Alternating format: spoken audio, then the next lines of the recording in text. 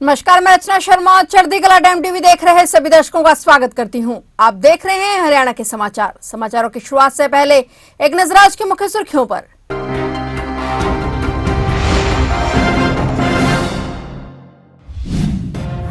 विधानसभा के शीतकालीन सत्र से पहले एक्शन में सीएम सैनी। बजट और घोषणाओं को लेकर बुलाई मीटिंग। मुख्यमंत्री नायब सैनी ने की बजट के घोषणाओं की समीक्षा। सभी विधायकों और सांसदों को सुनाई जाएगी गृह मंत्री अमित शाह की स्पीच। कांग्रेस को जवाब देने के लिए भाजपा ने बनाई रणनीति। पंचकुला स्थित पार्टी प्रदेश मुख्यालय पंचकमल में बुलाए गए सभी सांसद और विधायक। देश भर में 6 करोड़ की साइबर ठगी मामले में 2 आरोपी गिरफ्तार। कुरुक्षेत्र पुलिस ने छत्तीसगढ़ से पकड़े आरोपी। कोर्ट के आदेशों पर आरोपी भेजे जेल।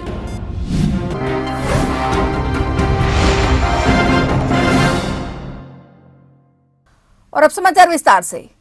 हरियाणा विधानसभा के 18 दिसंबर से शुरू हो रहे शीतकालीन सत्र से पहले मुख्यमंत्री नायब सिंह सैनी बजट घोषणाओं की समीक्षा में जुट गए हैं। विपक्षी विधायकों द्वारा उठाए जाने वाले मुद्दों पर आंकड़ों के साथ पलटवार की रणनीति के तहत सभी विभागों का बिंदुवार रिपोर्ट कार्ड तैयार किया जा रहा है। मुख्यमंत्री घोषणाओं के साथ ही बजट प्रस्तावों पर अभी तक के हुए कार्यों और लाडो लक्ष्मी योजना पर निरंतर अपडेट ले रहे नायब ने अधिकारियों को निर्देशित किया कि योजनाओं, परियोजना और घोषणाओं को निर्धारित समय अवधि में पूरा किया जाए। लगातार बैठकों के क्रम में महत्वाकांक्षी लाडो लक्ष्मी योजना की समीक्षा करते हुए मुख्यमंत्री ने कहा कि प्रत्येक पात्र लाभार्थी परिवार तक योजना का लाभ समयबद्ध, पारदर्शी और बिना किसी देरी के पहुंचना सुनिश्चित किया जाए। शिक्षा विभाग से संबंधित मुख्यमंत्री घोषणाओं और बजट घोषणाओं की समीक्षा बैठक में बुनियादी सुविधाओं के सुदृढ़ीकरण, गुणवत्तापूर्ण शिक्षण वातावरण सुनिश्चित करने पर चर्चा की गई। शिक्षा विभाग की बजट से जुड़ी 15 घोषणाओं में से 6 को पूरा कर लिया गया है, जबकि शेष 9 घोषणाओं पर कार्य चल रहा है। सीएम घोषणाओं में से 48 घोषणाएं लंबित हैं, जिन्हें जल्द पूरा करने के निर्देश दिए गए हैं।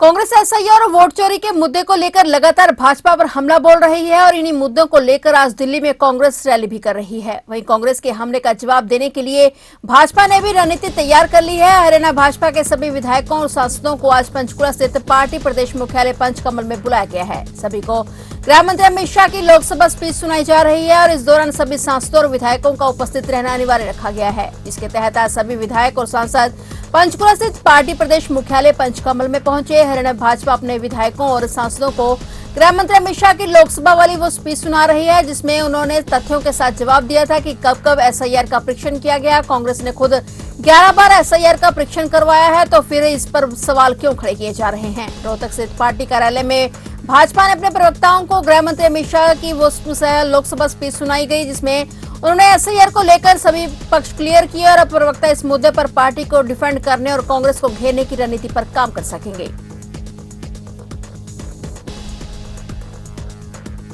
कुरुक्षेत्र पुलिस ने साइबर ठगी करने के लिए अकाउंट बेचने वाले 2 आरोपितों को छत्तीसगढ़ से गिरफ्तार कर कोर्ट के आदेशों पर जेल भेज दिया है। दोनों के खातों में देश भर के पीड़ितों के लगभग 6 करोड़ रुपए के लेन देन सामने आए हैं। साइबर पुलिस ने केस दर्ज कर जांच करते हुए आरोपित गिरीश पवार और ध्रुव कुमार को छत्तीसगढ़ से गिरफ्तार किया है। कोर्ट के आदेश पर पुलिस ने दोनों आरोपितों को जेल भेज दिया है। पुलिस ने शिकायतकर्ता के आरोपितों के खाते में गए हुए 14,88,000 रुपए होल्ड करवाकर वापस करवाए। आरोपी गिरीश सूर्या पथ फाउंडेशन का डायरेक्टर है और आरोपी गिरीश और साइबर ठगी गिरोह के अन्य आरोपी मिलकर ठगी की रकम आरोपियों के खातों में मंगवाते थे और इसके बदले कमीशन देते थे। गिरीश पवार और ध्रुव कुमार निवासी दुर्ग छत्तीसगढ़ अपने अकाउंट में ठगी का पैसा डलवाते थे और इस एवज में उनको 1 से 1.5% कमीशन मिलता था। देश भर में आरोपितों के अकाउंट के खिलाफ कुल 113 शिकायतें दर्ज हुई हैं।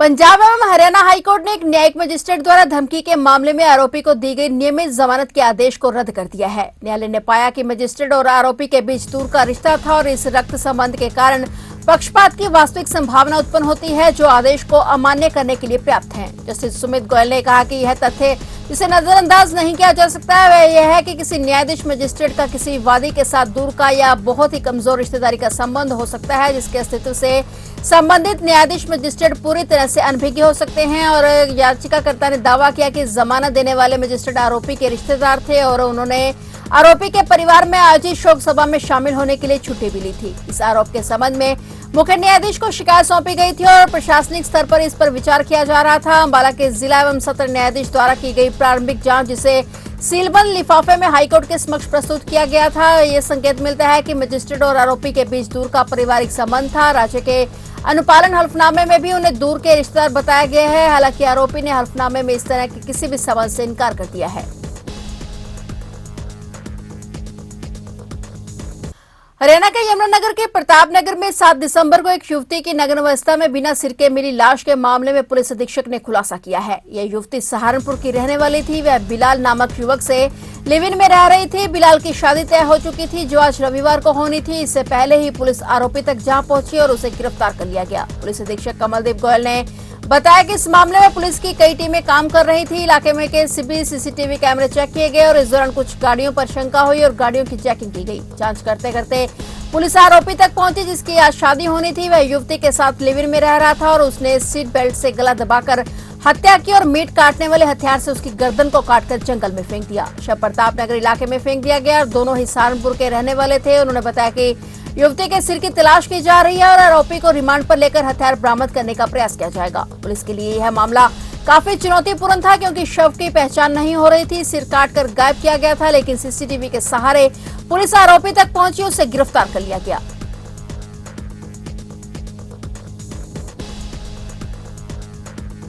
गांव धनाना में एक महिला के साथ 3 साल पहले सहमति संबंध में रह रहे रिंकू जांगड़ा की हत्या मामले में सीआईए द्वितीय की टीम ने 6 आरोपियों को गिरफ्तार कर लिया है। इनमें से 3 छात्र हैं। पुलिस ने इन सभी को सिर मुंडवाकर न्यायालय में पेश किया, जहां से 14 दिनों की न्यायिक हिरासत में उन्हें जेल भेज दिया गया है। पुलिस अधीक्षक सुमित कुमार ने बताया कि इस मामले में गुरुग्राम के जिम ट्रेनर राहुल 22 वर्षीय निवासी उखलचाना और कोट झज्जर बीए द्वितीय वर्ष के छात्र नवदीप, कॉलोनी हिसार निवासी हर्ष 22 वर्षीय और भिवानी जिले के धनाना निवासी विक्की उर्फ सरदार 24 वर्षीय, गांव तालू निवासी बीए फाइनल के छात्र पंकज 21 वर्षीय और खेड़ी दौलतपुर निवासी संदीप उर्फ गोलू और पावड़ा हिसार निवासी विक्रम 20 वर्षीय को गिरफ्तार किया गया है। विक्रम भवानीगढ़ में हेयर सैलून की दुकान पर काम करता है और संदीप उर्फ गोलू के खिलाफ भवानीखेड़ा पुलिस थाने में आबकारी अधिनियम और लड़ाई झगड़े के 2 केस दर्ज हैं। वह हांसी में आईटीआई का छात्र है। कुंगड़ निवासी महिला 2022 में कुछ दिनों के लिए रिंकू के साथ सहमति संबंध में रही थी और इसी वजह से उसका भाई रिंकू से रंजिश रखता था। महिला पहले से ही शादीशुदा है और 2 बच्चों की मां है। आरोपियों के साथ रिंकू के परिवार का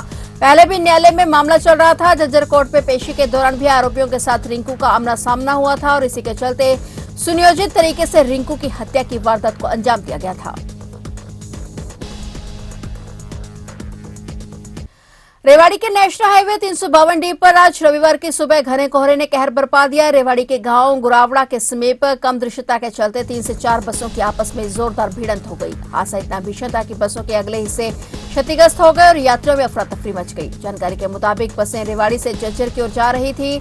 सुबह के समय घना कोहरा छाया हुआ था, जिससे विजिबिलिटी काफी कम थी और इसी कारण चालक आगे चल रही बसों को समय पर नहीं देख पाए और एक के बाद एक टक्कर हो गई। हादसे में कई यात्री घायल हो गए, जिन्हें तुरंत एम्बुलेंस और निजी वाहनों की मदद से आसपास के अस्पतालों में भर्ती कराया गया। राहत की बात यह रही कि किसी के हताहत होने की सूचना नहीं है। सूचना मिलते ही पुलिस मौके पर पहुंची और यातायात को नियंत्रित किया गया। क्षतिग्रस्त बसों को सड़क से हटवाकर हाईवे पर आवागमन सुचारू करवाया गया। पुलिस ने मामला दर्ज कर हादसे के कारणों की जांच शुरू कर दी है। प्रशासन ने वाहन चालकों से अपील की है कि कोहरे के दौरान धीमी गति से वाहन चलाएं और सुरक्षित दूरी बनाए रखें, ताकि ऐसे हादसों से बचा जा सके।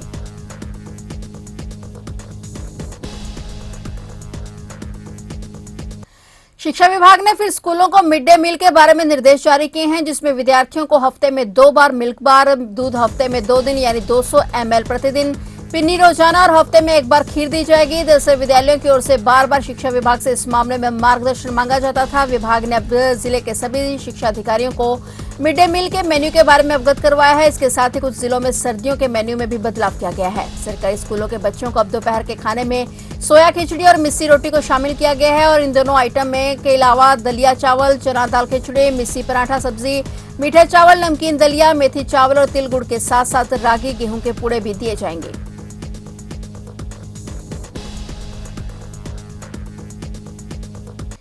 साल के अंत में रोडवेज कर्मचारी अब अपने ईएल के और सीएल अवकाश ले रहे हैं और इस कारण बसों के चक्कर मिस हो रहे हैं, जिनसे वाया सोनीपत होकर दिल्ली जाने वाली बस का भी संचालन बंद हो गया है। इसके अलावा अन्य रूट पर भी बसें बंद पड़ी हैं। इस कारण यात्री परेशान हैं और इस समय जहां एक दिन में 40 से 50 कर्मचारी छुट्टी पर रहते हैं, इसके चलते भिवानी और रोहतक जैसे लोकल रूट के अलावा अलेवा, खरेंटी और धनना जैसी लोकल रूट पर बसों का संचालन भी बाधित हो रहा है। पहले 20 से 25 कर्मचारी रेस्ट पर रहते थे। जिन डिपो में इस समय लगभग 170 बसें हैं, जिसमें 1 किलोमीटर स्कीम की 37 बसें शामिल हैं। जिन डिपो में चालक और परिचालकों की संख्या 200 से ज्यादा है। हर रोज डिपो की बसों में लगभग 15,000 यात्री सफर करते हैं, जिससे डिपो को हर रोज लगभग 10 लाख रुपए से अधिक का राजस्व प्राप्त होता है। लेकिन रोडवेज कर्मचारियों के अवकाश से बसों का संचालन प्रभावित हो रहा है और यात्रियों को भी भारी परेशानी का सामना करना पड़ रहा है।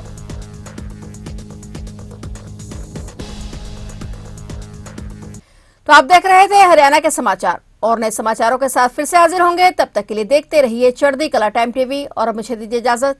धन्यवाद।